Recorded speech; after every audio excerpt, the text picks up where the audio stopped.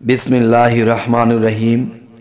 हे समस्त मुसल्लिगण, हे समस्त परहेजगारगण, हे समस्त আল্লাহর সাধকগণ, আপনাদের সামনে আজকে যে আলোচনাটি নিয়ে আসলাম সেই আলোচনাটি হলো স্বপ্নের ব্যাখ্যা।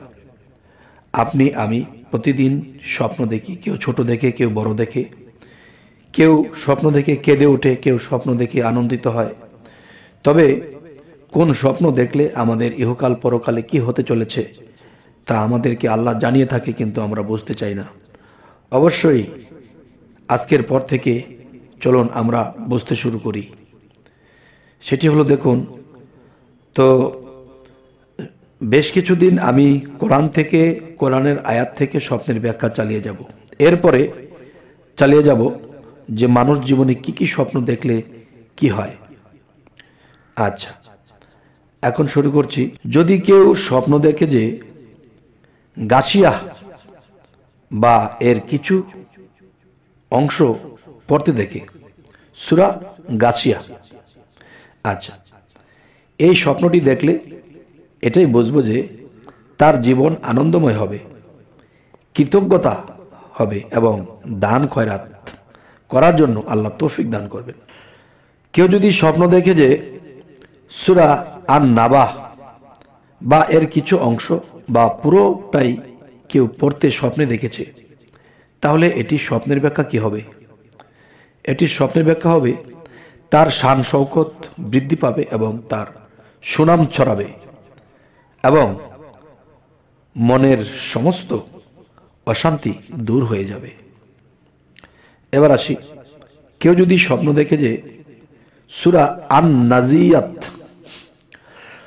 আন-নাজিআত পড়তে যদি কেউ স্বপ্ন দেখে, তাহলে এর ব্যাখ্যা কি হবে?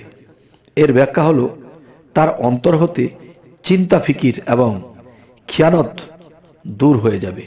যে অনেক মানুষের সম্পদ খিয়ানত করে দেয়, আনামতকে খিয়ানত করে দেয়, এই জিনিসগুলো তার থেকে দূর হয়ে যাবে। এবার আসি, কেউ যদি সূরা আবাস পড়তে স্বপ্ন দেখে, তাহলে সে বেশি বেশি সদকা দেবে এবং মালের জাকাত আদায় করবে এবং তার উপর বিভিন্ন ধরনের জাকাত ফরজ হবে। সুবহানাল্লাহ, আলহামদুলিল্লাহ। কেউ যদি সূরা আত-তাকবীর পড়তে স্বপ্নে দেখে, আত-তাকবীর সূরা স্বপ্ন দেখলে বা পড়তে দেখলে এটি আপনি কি বুঝবেন? এটির ব্যাখ্যাটি হবে সে পূর্ব দিকে অধিক সফর করবে এবং সফরে অত্যন্ত লাভজনক হবে। আলহামদুলিল্লাহ। এবার আসি, কেউ যদি সূরা আল-ইনফিতার পড়তে স্বপ্নে দেখে, তাহলে এটির ব্যাখ্যা কি হবে? এটির ব্যাখ্যা হবে সে শাসকদের নৈকট্য লাভ করবে এবং শাসকগণ তার ইজ্জত সম্মান করবে। সুবহানাল্লাহ, আলহামদুলিল্লাহ। এবার আসি, কেউ যদি সূরা আল মুতাফফিফিন পড়তে স্বপ্নে দেখে, তাহলে এর ব্যাখ্যা কি হবে? এর ব্যাখ্যা হবে সে আনামতদার, ন্যায় বিচার হবে এবং বন্ধুত্ব ও দায়িত্ব পালন করার সুযোগ লাভ করবে। কেউ যদি সূরা আল ইনশিকাক পড়ে বা কিছু অংশ পড়তে স্বপ্ন দেখে, তবে ব্যাখ্যা কি হবে? ব্যাখ্যাটি হলো তার সন্তান অধিক হবে এবং বংশ বৃদ্ধি পাবে।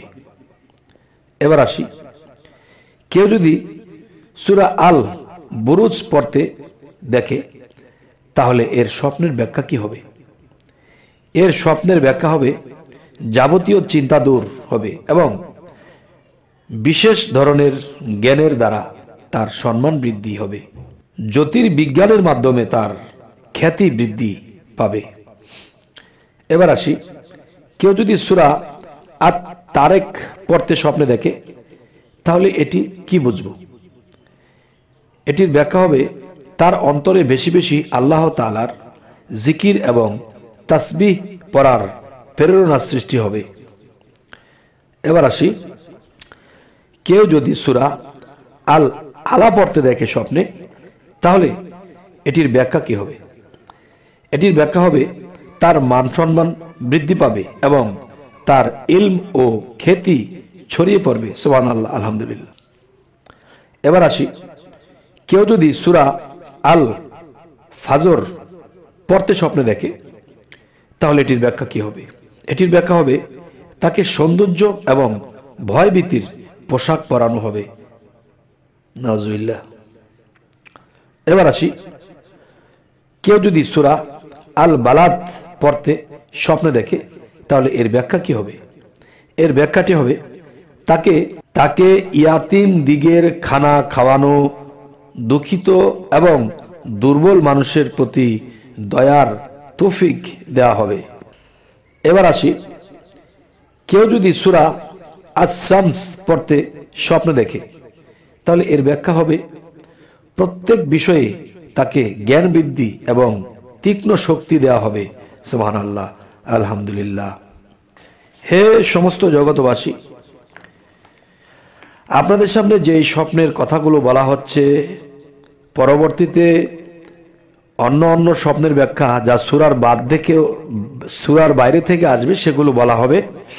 তবে আরো একটি সূরার কথা বলি, কেউ যদি স্বপ্নে দেখে সূরা আল আদিয়াত পড়তে স্বপ্নে দেখে, তাহলে তিনি কি বুঝবেন, ব্যাখ্যা কি করবেন? এটির ব্যাখ্যা হবে সে উন্নত মানের ঘোড়া লাভ করবে, যার দ্বারা সে উপকৃত হবে এবং যুদ্ধের প্রস্তুতি গ্রহণ করবে। এবার আসি, কেউ যদি সূরা আত-তিন পড়তে দেখে, তাহলে এর ব্যাখ্যা কি হবে? এর ব্যাখ্যা হবে তাড়াতাড়ি আল্লাহ তাআলা তার আশা আকাঙ্ক্ষা পূরণ করে দিবেন এবং তার জীবিকা অর্জন সহ করে দিবেন ইনশাআল্লাহ। তবে হে সমস্ত জগতবাসী, আজকের যে আলোচনাটি আপনাদের সামনে করলাম, এটি সম্পূর্ণ কোরআন থেকে, কোরআনের আয়াত থেকে। তবে আমরা যদি এই মতে চলতে পারি, আমরা ইহকাল পরকাল কোথাও আটকা পড়ব না। তবে আমাদের চ্যানেলের আলোচনা যদি আপনাদের ভালো লাগে, অবশ্যই সাবস্ক্রাইব করে নেবেন, পরবর্তীতে যেন ভালো আলোচনা এনে দিতে পারি। তো সকলেই ভালো থাকবেন। আল্লাহ হাফিজ।